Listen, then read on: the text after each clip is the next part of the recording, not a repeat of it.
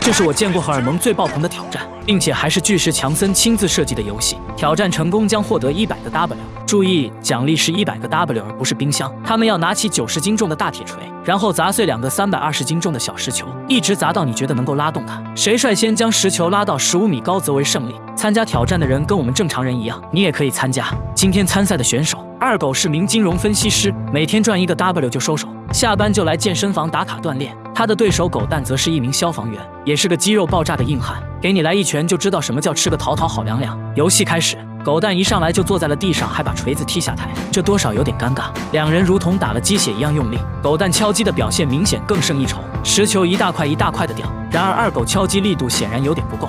此时狗蛋丢下锤子飞奔过去抓绳子，这么大的石球拉上15米高并不简单。石球开始缓缓上升，此时的二狗也丢下锤子冲过去拉绳子。与此同时，狗蛋已经成功完成了第1颗石球，立即开始砸第2个的同时，二狗也完成了第1个石球，但他已经气喘吁吁了。然而狗蛋快速地砸完了第2个，感觉离100个 W 已经触手可及了。他开始拉动最后1个石球。